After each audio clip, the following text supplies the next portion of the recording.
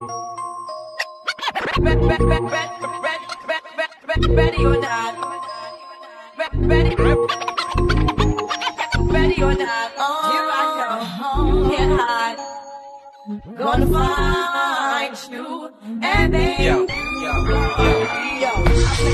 Yo, what's up, guys? Hey, Parker here with The Human Experience.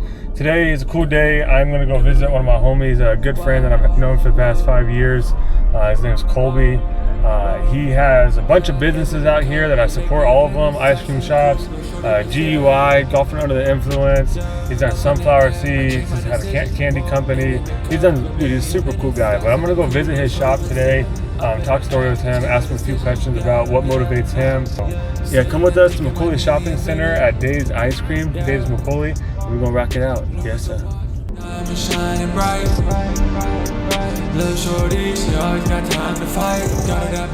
Alright, guys, so we're over here at Dave's Macaulay Shopping Center. His location is on the far, I guess, west side on the second floor. I'll take you guys up there real fast. Hi.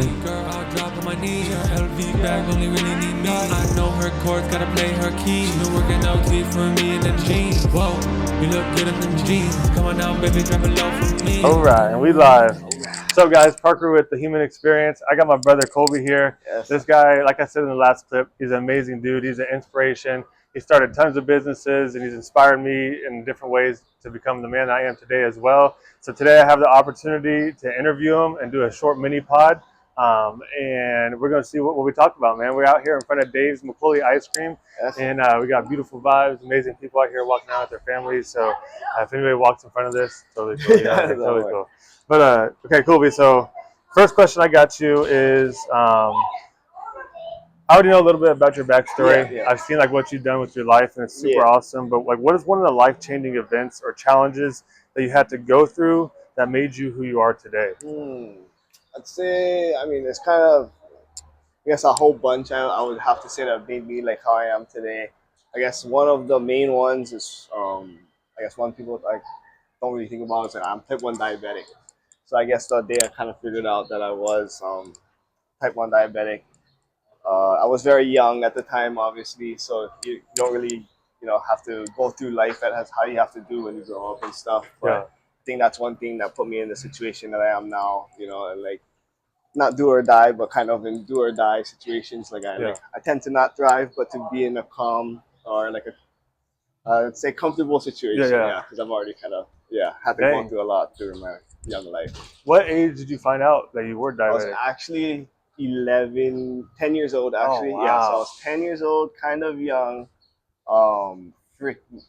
It's like a hereditary thing, I guess, too. So because I was always the young kid who never really ate sugar. So my brother's nickname is actually T.H.E. So he actually ate all the sugar, ate all the candy, right? Ate everything in the house. And then you're the one with the diabetes. Skinny Bean, right? So Skinny Bean don't eat no sugar, right?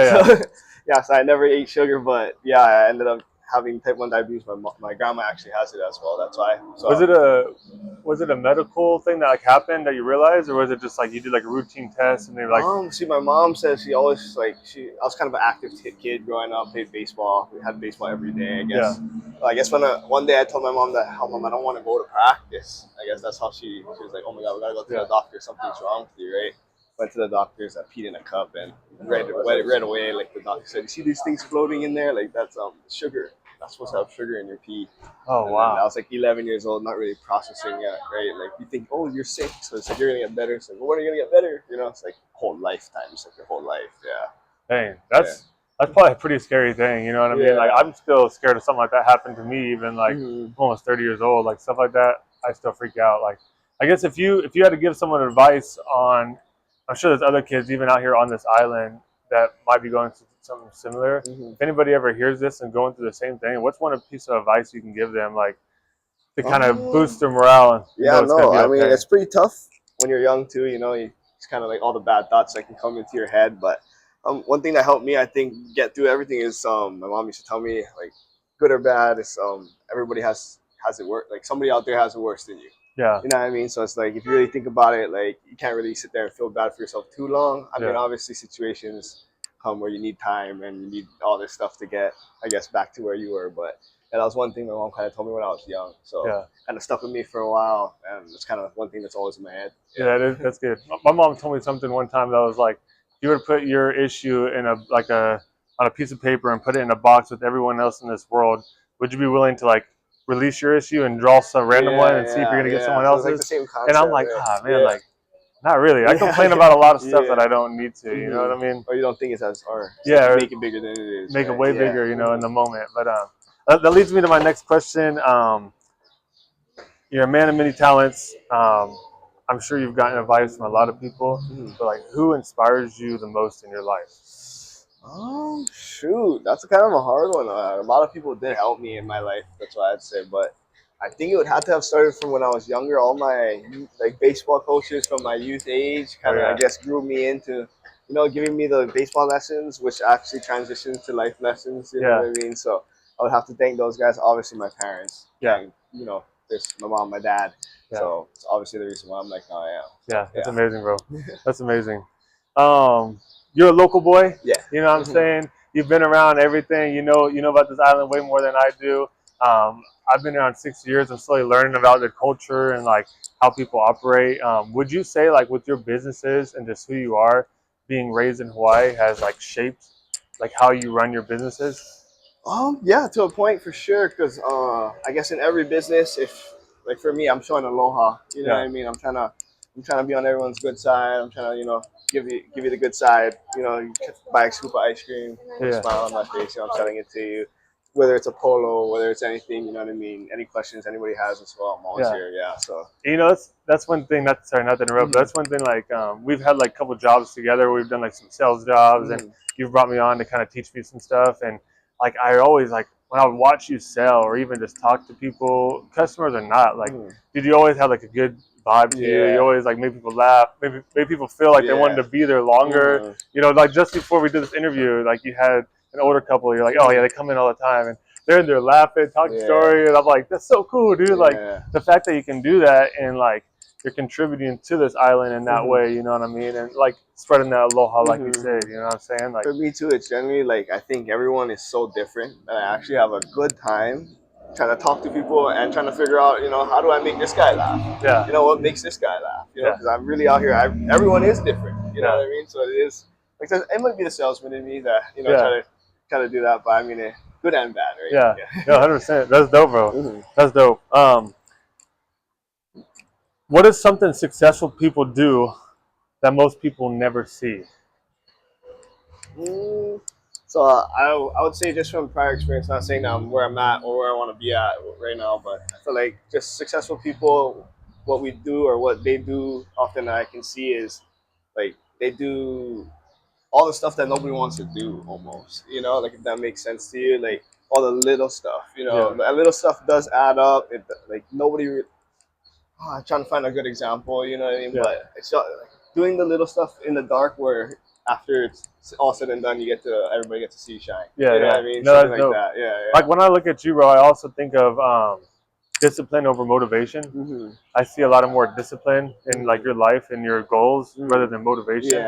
That's something I'm working on right now. Is like not just being motivated about something to do it, but like knowing I got to do this for this reason. And on my days that it's slow and I only have 40% to give, if I give that full 40, I gave 100. You know what I mean? Like, and I see that a lot in you. So I think that's a freaking dope quality, bro. Like, and I mean that to a lot of my heart. I'm still trying to get better as well. I always got room to improve. So but that is, thank you. I appreciate that's part of that discipline, bro. Hopefully we get, let's see.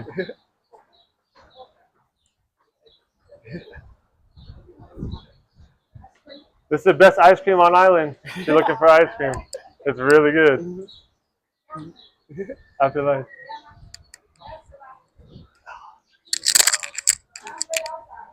Most of the people that don't speak English. Yeah. A lot of them. It was just like, funny. I gotta start learning how to speak Japanese. I like to see they come up to me trying to speak Japanese. So sorry, I only speak English. I have like the Google Translator, best ice cream. Best ice cream. That's dope.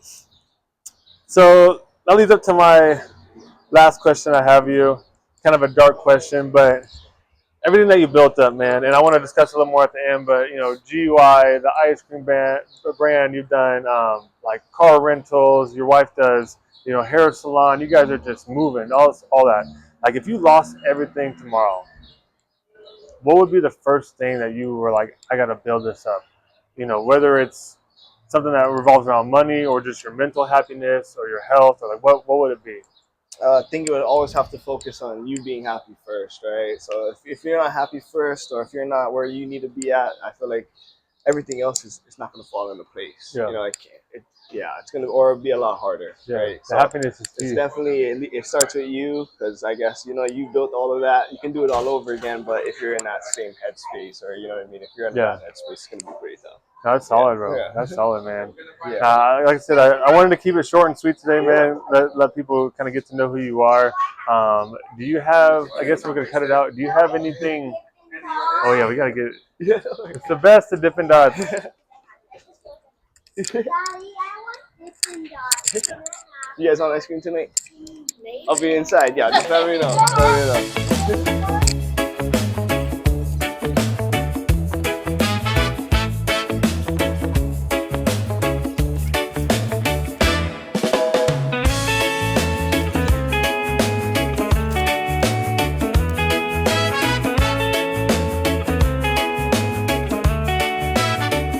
So we're gonna wrap it up here. Colby, man, that was amazing meeting you. Thank you again. Easy, bro. We had to redo this take because we messed it up, so that was my fault. But I appreciate you being part of this podcast. You're an amazing, dude. Do you have anything that people should be looking into with your businesses? What's coming up soon? Yeah, so we have a lot of stuff for the end of the year.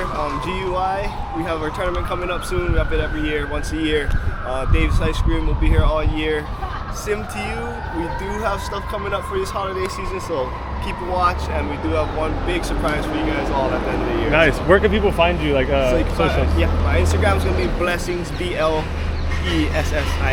Okay. Nice. Yes, sir. Aloha.